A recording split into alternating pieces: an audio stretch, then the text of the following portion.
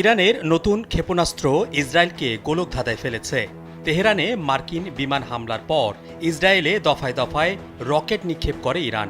হামলার লক্ষ্যবস্তুও ছিল বেশ বিস্তৃত।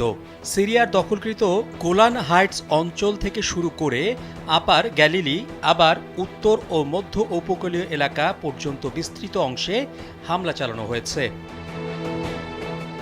তবে আশ্চর্যের বিষয় হল, ইরানের নতুন ক্ষেপণাস্ত্রে ইসরায়েলে আগাম সতর্কতামূলক কোনো সাইরেন বাজেনি।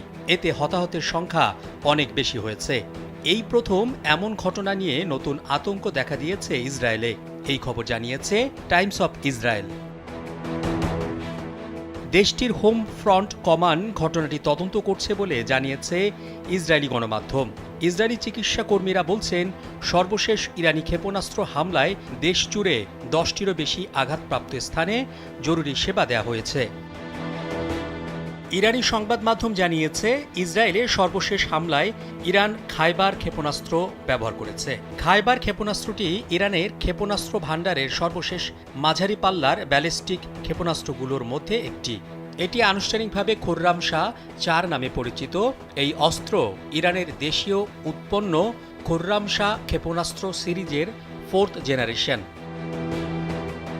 2000 কিলোমিটার পাল্লার খাইবার ক্ষেপণাস্ত্র 1500 কেজি ওজনের ওয়ারহেড বহনে সক্ষম, যা ইরানের মাঝারি পাল্লার ক্ষেপণাস্ত্রগুলির মধ্যে সবচেয়ে ভারী ওয়ারহেডগুলোর একটি। তরল জ্বালানি চালিত এই ক্ষেপণাস্ত্রটিকে উড়ন্ত অবস্থাতেই নিয়ন্ত্রণ করা যায়। এর পাশাপাশি বায়ুমণ্ডলের বাইরে ওয়ারহেডের গতিপথ সামঞ্জস্য করার সক্ষমতাও রয়েছে এই ক্ষেপণাস্ত্রটির। ইরানে নির্মিত এর আগে ক্ষেপণাস্ত্রগুলোর তুলনায় অনেকটাই নির্ভুলভাবে লক্ষ্যবস্তুতে আঘাত হানতে সক্ষম এটি। প্রযুক্তিগতভাবে খাইবারের সর্বোচ্চ গতি বায়ুমণ্ডলের বাইরে আনুমানিক ম্যাক 16, যা শব্দের গতি 16 গুণ। প্রযুক্তিগতভাবে এই ক্ষেপণাস্ত্র এতটাই শক্তিশালী যে প্রচলিত আকাশ প্রতিরক্ষা ব্যবস্থা দিয়ে এই ক্ষেপণাস্ত্র আটকানো বেশ কঠিন।